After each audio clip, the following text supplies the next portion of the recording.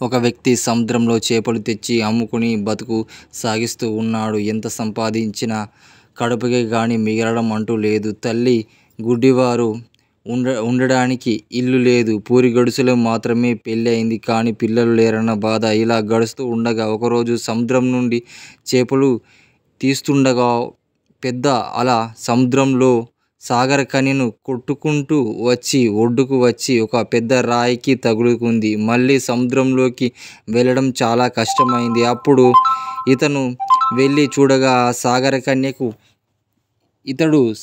సాగర కన్య ఇతన్ని సాయం కోరింది. నన్ను సముద్రంలో వదిలిపెట్టు, నీవు ఏం కోరుకుంటే అది ఇచ్చేలా వరం ఇస్తా అని చెప్తుంది.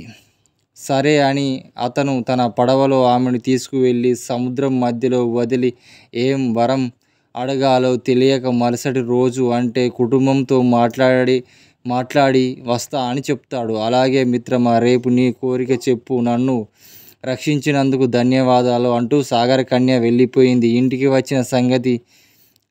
వచ్చిన సంగతంతా చెప్పి ఏం అడుగుదామని సలహా అడిగాడు. తల్లి తనకు కళ్ళు కనబడలేదు కనుక నాకు కళ్ళు తెప్పించు అని అడుగుతుంది.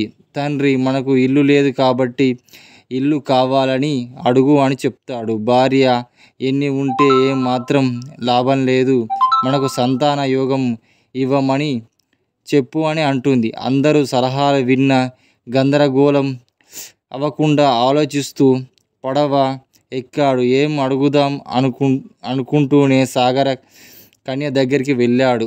సాగర కన్యను చూశాడు. సాగర కన్య ఇతన్ని చూసి తన దగ్గరికి వచ్చింది. సాగర కన్యకు నమస్కరించి, నా పిల్లలు ఇంటి ముందు ఆడుకుంటూ మా అమ్మ నాన్న డాబాపై నుంచి చూస్తూ ఆనందపడాలి అని అడిగాడు. అంతే, సాగర కన్య వరం ప్రసాదించింది. వరం ఒక్కటే కానీ తీరని కోరికలు 3.